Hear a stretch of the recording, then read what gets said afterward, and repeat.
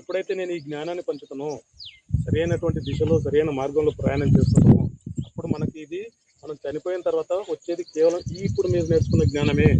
మీ డబ్బు రాదు, ఏది రాదు, ప్రాపర్టీస్ ఏవి రావు. ఫైనల్గా ఏందయ్యా అంటే మూట కట్టుకొని ఇప్పుడు మనం నేర్చుకుంటున్నటువంటి ఈ జ్ఞానం మాత్రమే మన ఎంబడి, మన సోల్ ఎంబడి వస్తుంది. మన లోపల ఉన్న ఆత్మకు నైనం చిందంతి శస్త్రాన్ని నైనం దహతి పావక నా చైనం క్లేదయంతి ఆపో నశోషయతి మారుత అంటాడు బోధుడు. ఏంటి? నైనం చిందంతి శస్త్రాన్ని, నైనం చిందంతి శస్త్రాన్ని, శస్త్రాల చేత ఆత్మ ఛేదింపబడదు. నైనం దహతి పావక, దహతి అంటే దహించడం, పండి పెట్టుకోవడం.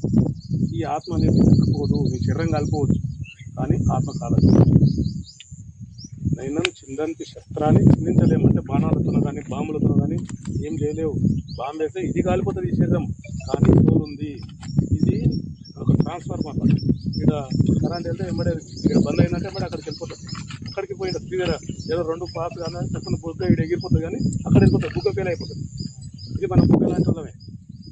రెండు ఏమైనా కరెంట్ అర్థం అయినప్పుడు తక్కువ బుగ్గ ఎగిరిపోతుంది, కానీ కరెంట్ ఇక్కడ